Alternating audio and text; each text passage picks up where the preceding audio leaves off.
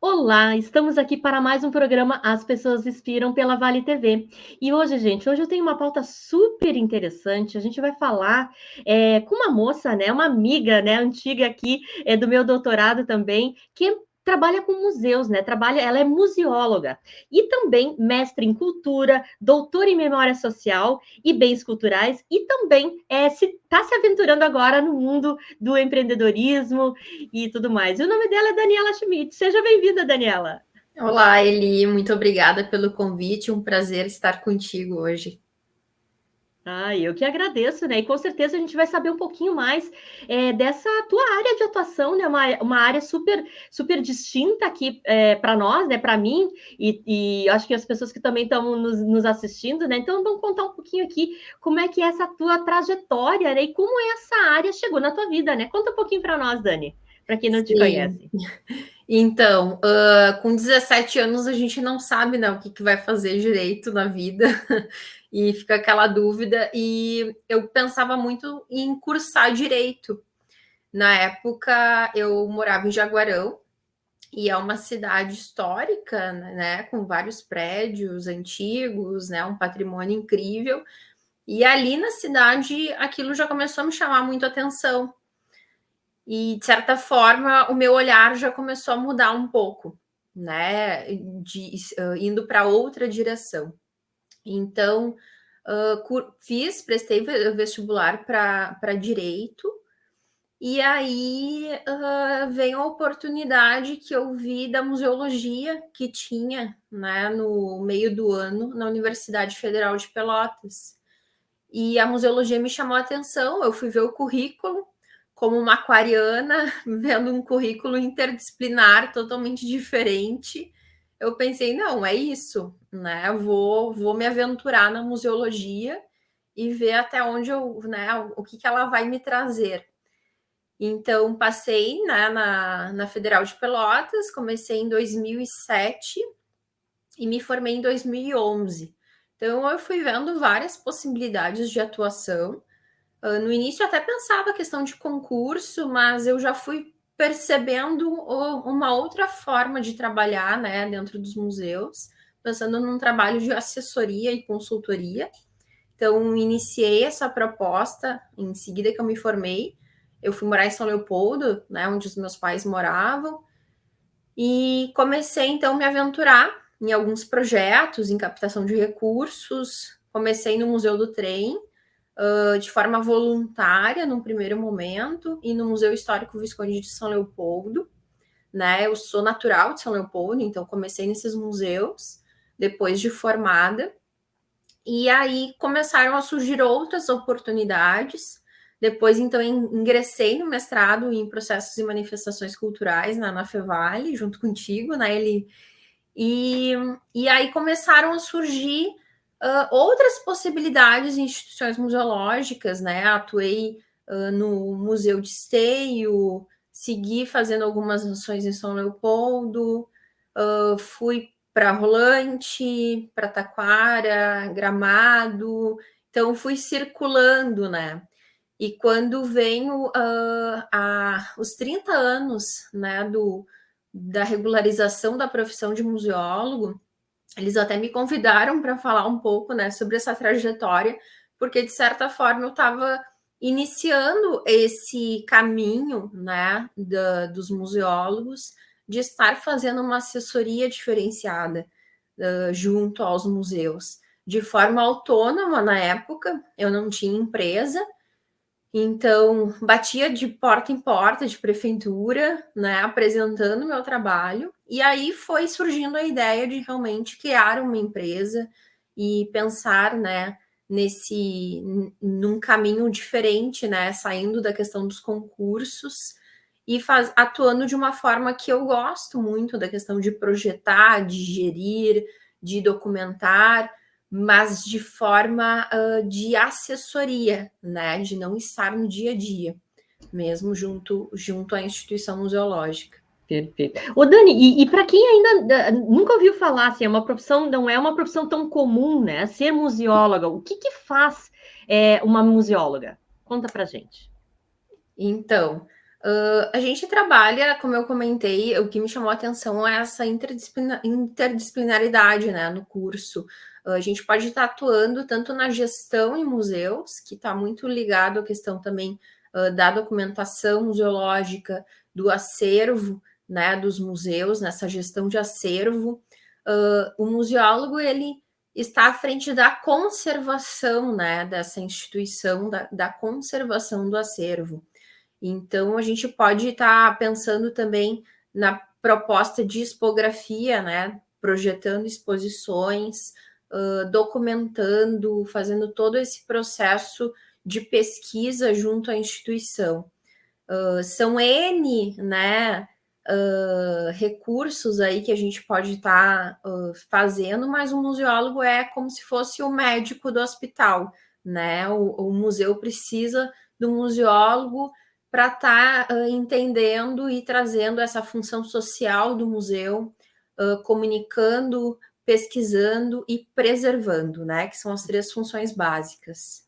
Legal. E Dani, olha só, vou te perguntar aqui ainda com relação à questão do museu, né? Dessa parte da memória, né? Qual que é para ti assim, a importância dessa parte assim histórica para dentro do nosso país, assim, né? A gente sabe que no Brasil assim é difícil ainda as pessoas olharem a cultura, olharem esses espaços com tanta assim com mais a proximidade, né? Como é que tu vê isso dentro da tua jornada? Como é que tu viu isso, né? E se quiser fazer alguma comparação com outros países também que tu tem acesso, fique à vontade. Então, a gente vê que a nível internacional a relevância que se coloca às instituições museológicas, né? Tu vai para outro país, as pessoas fazem questão de visitar os museus, né, na cidade, especialmente, né? Ah, eu fui no Museu do Louvre, então isso nossa, é maravilhoso. E as pessoas não se dão conta nem do que tem de museu, o que tem de patrimônio na sua cidade, né? Então, quando recebe um amigo de fora, acaba não sabendo nem o que vai apresentar. E isso é fundamental, né? A gente precisa conhecer o nosso patrimônio, a gente precisa conhecer a nossa cidade para que a gente aprenda a gostar, né? Aprenda a amar esse patrimônio, valorizar e preservar. E é fundamental, a gente precisa saber de onde que a gente veio, né? Para a gente poder saber para onde a gente está indo.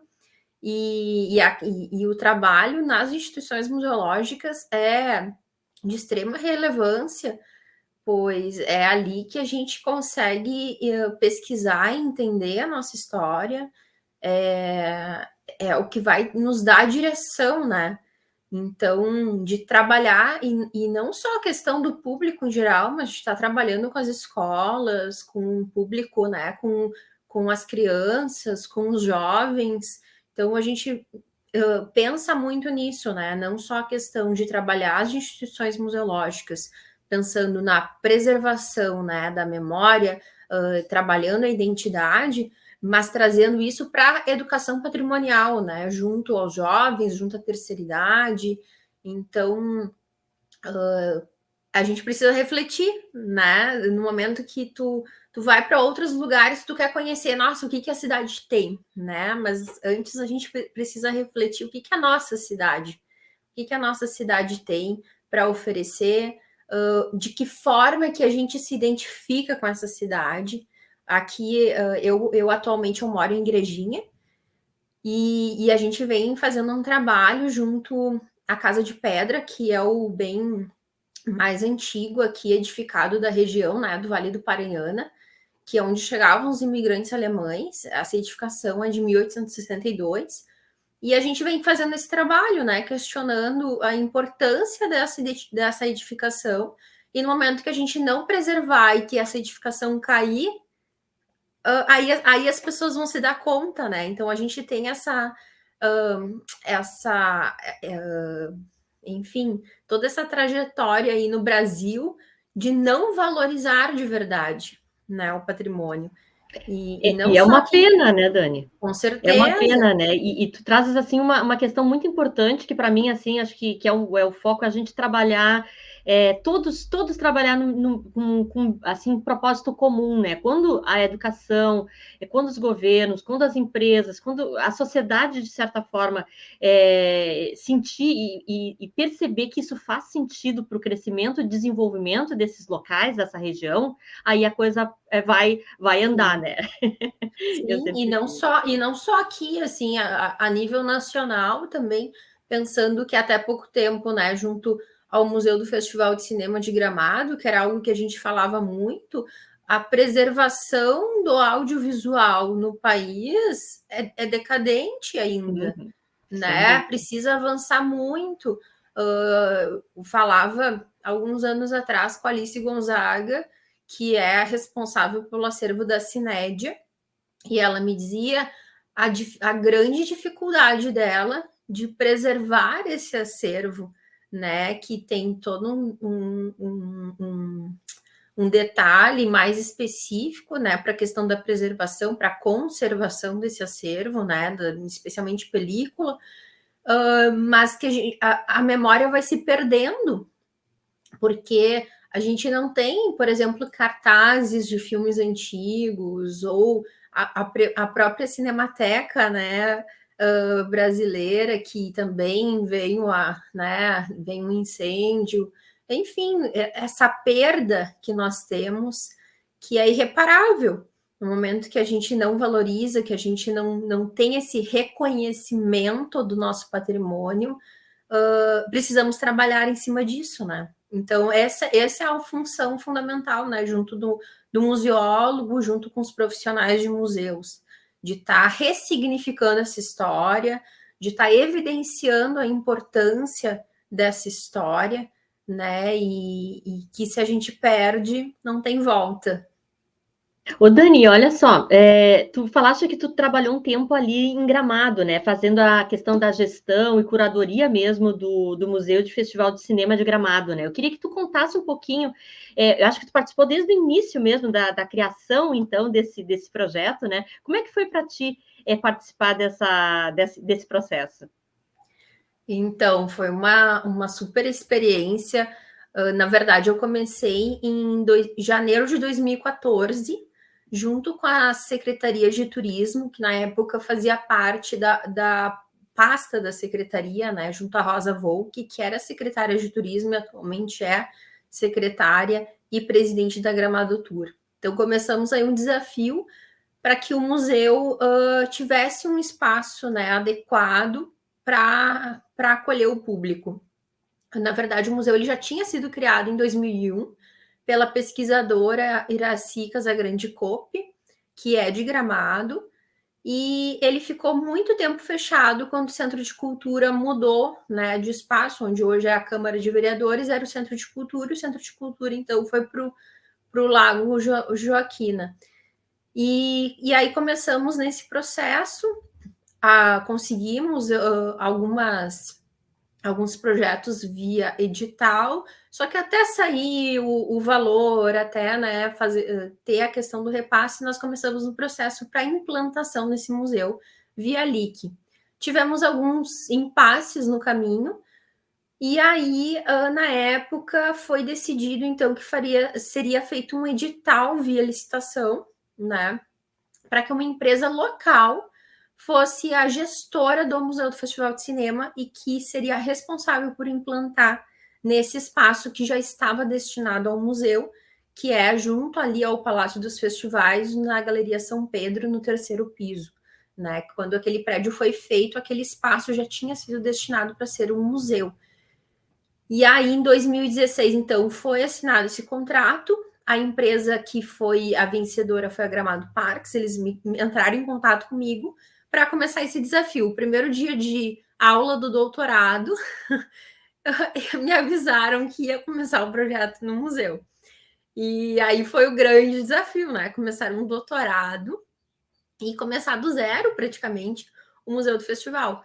Então, foi um processo de março, agosto, para fazer tudo. Então, nós não tínhamos nada, nós não sabíamos onde estava a maior parte do acervo, fomos atrás das entrevistas. Então, eu participei ali naquele processo de implantação, né, que foi, então, descobrir esse acervo, né? No momento que a gente foi descobrindo esse acervo, através especialmente das entrevistas, e aí eu priorizei na época.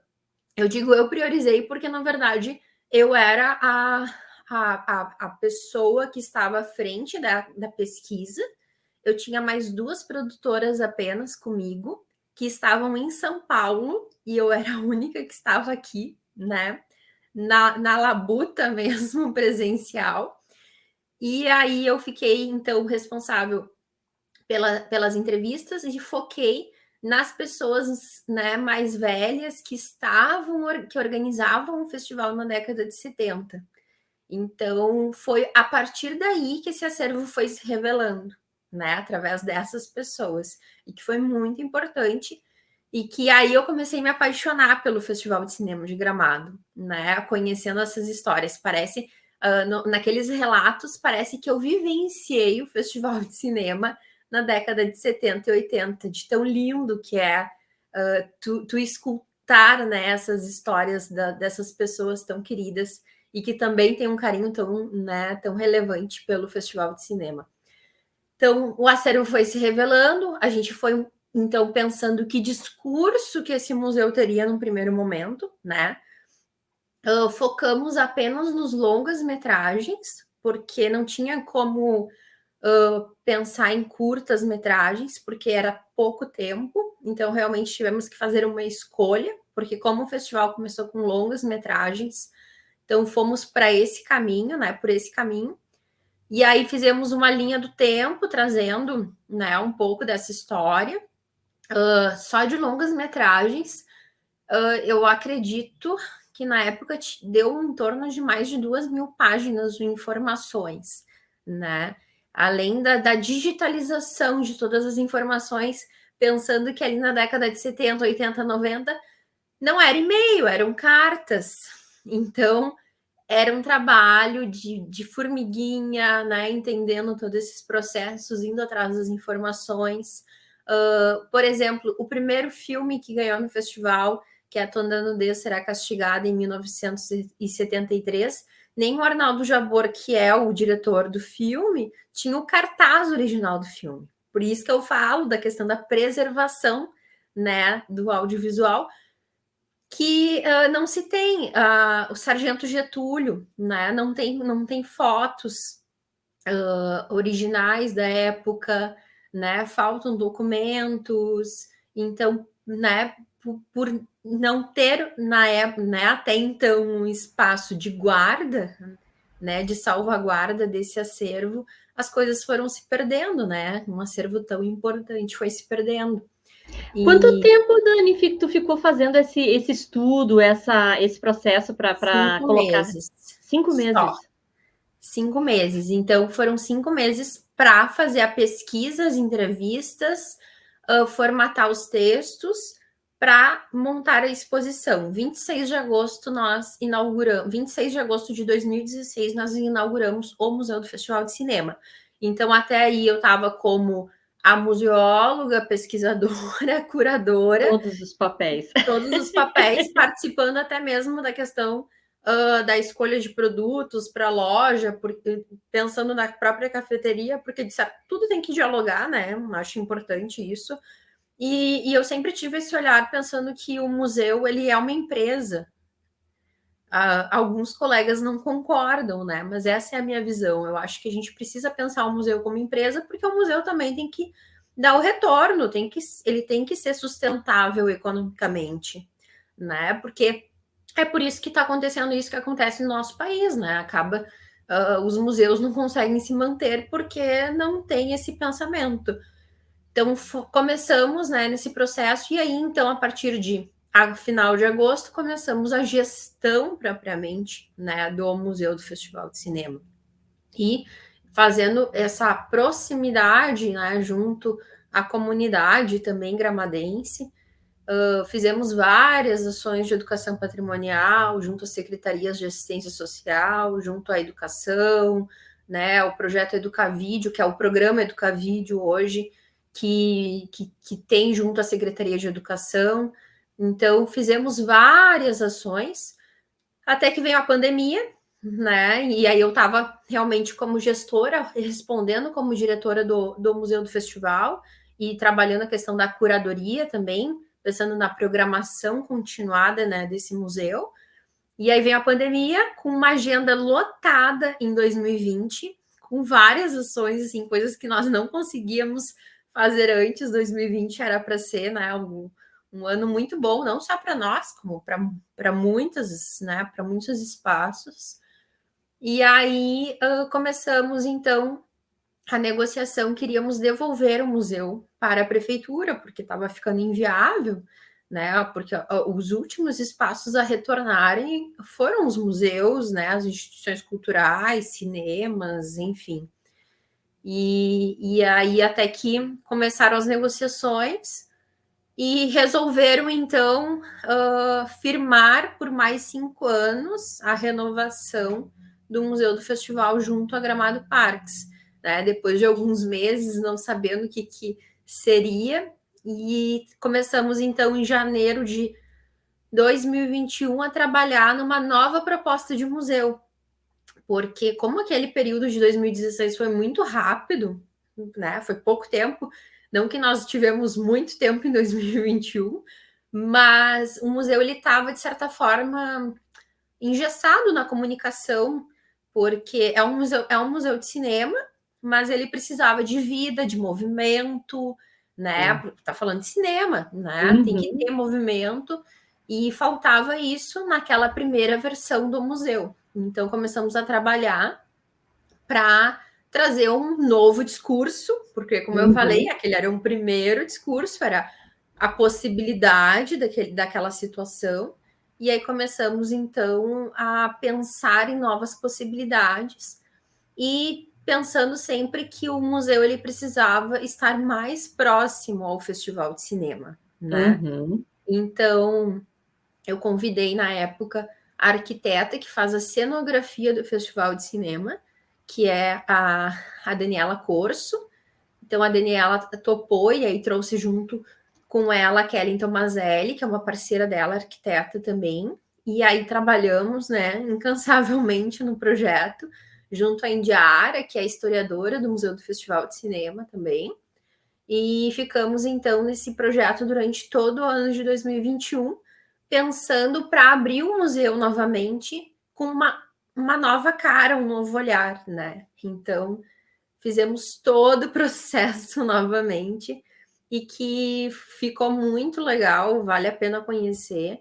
Inauguramos oficialmente em abril de 2022. Eu já não estava mais à frente do museu, né, por uma escolha, né, com o intuito de outros projetos, mas fiz todo o processo, fiz toda a curadoria, deixei tudo encaminhado e aí foi inaugurado então em abril desse ano. Que legal. E tu falaste, Dani, várias vezes aqui em movimento, né? E eu sei que agora tu estás com um projeto novo, né? Que eu queria que tu falasse, a gente está quase no final da entrevista, mas eu preciso que tu fale sobre esse projeto que está nascendo agora, né?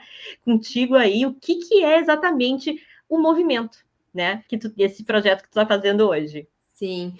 Então, na verdade, a minha empresa eu criei em 2016, junto com o Museu do Festival de Cinema, né? Quando nós estávamos começando esse projeto.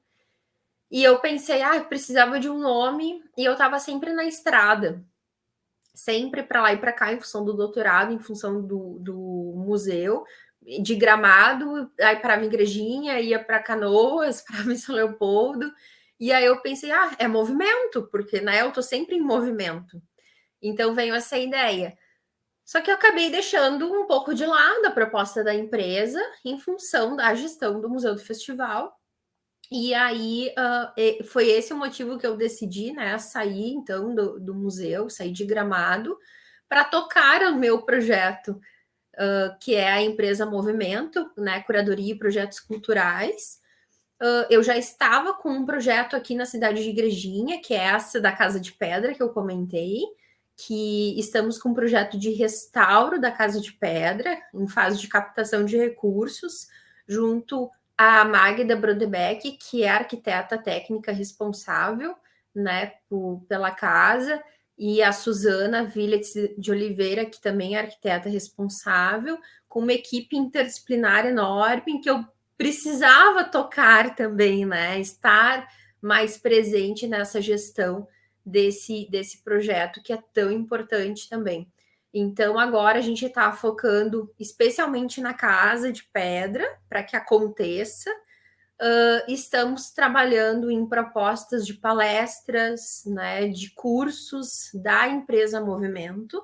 Eu e a Magda trabalhando muito a questão da minha experiência, né, em gestão, né, em instituições culturais, e a Magda como arquiteta especializada na área de restauro. Então a gente vai estar trazendo algumas propostas.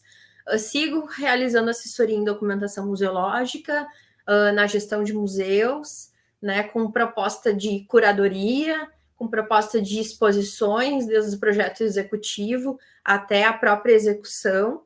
Então, aí, com várias possibilidades, né? A gente está divulgando aos poucos nas redes sociais a empresa e compartilhando um pouquinho do que a gente faz, né? Qual é o nosso olhar. Então, é uma proposta diferenciada, realmente, para a área. Eu falo, eu sou museóloga de formação, mas, de certa forma, às vezes eu saio um pouco, eu vou mais para a questão da gestão mesmo, né? Para a questão de que as coisas aconteçam. Então, em alguns projetos, eu até acabo contratando um museólogo para estar comigo, porque como eu acabei indo explorando essa área interdisciplinar, fui para o mestrado em cultura, fui para um doutorado em memória. Hoje eu não me vejo como museóloga apenas, né?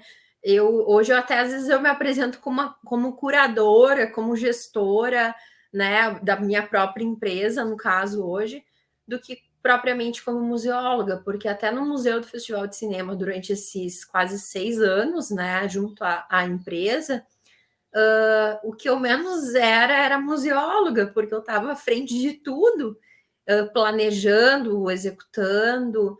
Então, eu me vejo mais com esse perfil de gestora, por isso abraçando esses projetos para que realmente saiam do papel.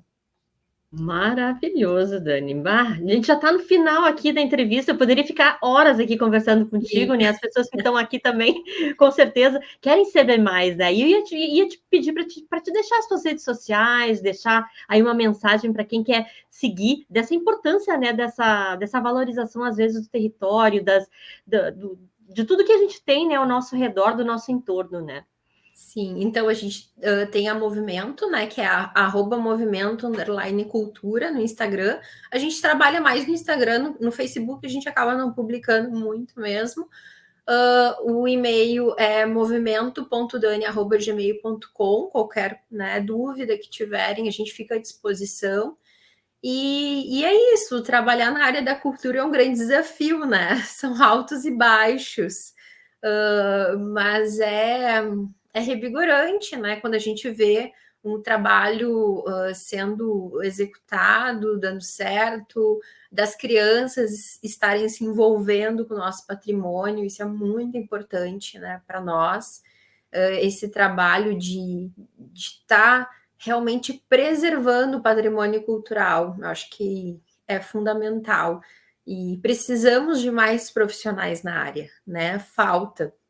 Então, é sempre bom conhecer um pouquinho mais esse outro lado, né, da história. E quem sabe aí, né, tem que nem agora eu tô fazendo esse trabalho em parceria, eu, como formação museóloga, trabalho como arquiteta e com uma produtora cultural, que é a Daniela Ramires também, que é a nossa super parceira, que está sempre conosco. Então, assim, são várias possibilidades, né? Não é só o curso de museologia, mas a história, é a arte, é a arquitetura, é a produção cultural. Então, são vários caminhos, né, para a gente estar valorizando e preservando o nosso patrimônio.